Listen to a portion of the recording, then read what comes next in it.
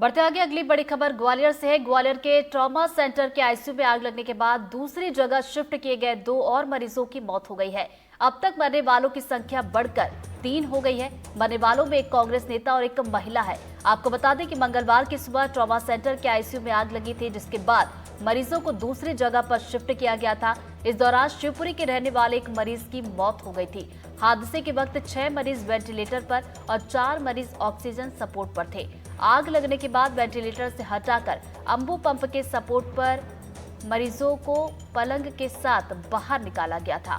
तो ये बड़ी खबर ग्वालियर से आपको बता रहे हैं और इसी खबर पर ज्यादा जानकारी के साथ हमारे वरिष्ठ सहयोगी देवश्री माली जी हमारे साथ जुड़ गए। सीधा हम करेंगे। देव जी, देखिए, बीते दिन हमने देखा था ट्रॉमा सेंटर में आग लगी थी, अफरा तफरी मची थी, मरीजों को भी शिफ्ट किया गया था। हाल फिलहाल की अगर बात की जाए तो इस पूरे मामले में क्या कुछ अपडेट चल रही है? कितने मरीज अभी भर्ती है और कितने की मौत अब तक हो चुकी है? बिल्कुल बिल्कुल, देखिए, ये जो कल घटना हुई थी मंगलवार को सुबह, और जो यहाँ का जो ग्वालियर चंबल संभाग का सबसे बड़ा ट्रॉमा सेंटर है, जेएच ग्रुप, जिसको गजरा राजा मेडिकल कॉलेज संचालित करता है, उसके आईसीयू में आग लगी थी। एक एसी के एयर कंडीशन के जो है, सबसे पहले उसमें ब्लास्ट हुआ और उसके बाद फिर वहां पूरा धुआं भर गया था। वहां अफरा तफरी मची और फिर जैसे तैसे उसके अंदर 10 मरीज भर्ती थे, जिसमें 6 वेंटिलेटर सपोर्ट पर थे और 4 ऑक्सीजन पर थे। जैसे तैसे इनको बाहर लाया गया, लेकिन बीच में ऑक्सीजन ब्रेक जरूर हुई, क्योंकि वेंटिलेटर के साथ आना संभव नहीं था। और जो अम्बू बैग होता है, जैसे जो आर्टिफिशियल देने के लिए होता है, उसमें लाया गया था। और थोड़ा शिफ्ट करने में उतना समय तो लगता है, लेकिन उसके बाद जो है, तो वही एक मरीज की मौत हो गई थी। हालांकि प्रशासन लगातार इस बात का दावा करता रहा कि नहीं, वो मरीज जिंदा है, जबकि उसकी डेथ वहीं हो चुकी थी, उसके परिवार के लोगों ने बताया था। लेकिन 11 बजे पहले उसकी डेथ की घोषणा कर दी गई और उसके बाद देर रात इसमें 2 और, एक छतरपुर के रहने वाली महिला थी और एक मुरैना जिले का रहने वाला व्यक्ति था। इनकी भी वहां डेथ हो गई। सभी के परिवार के लोगों का कहना यही है कि ऑक्सीजन ब्रेक हो जाने के कारण ये डेथ हुई है। तो मरने वालों की संख्या 3 हो गई है अब इसमें। अभी बाकी जो मरीज हैं, कम से कम 3 मरीज और गंभीर रूप से हालत में हैं।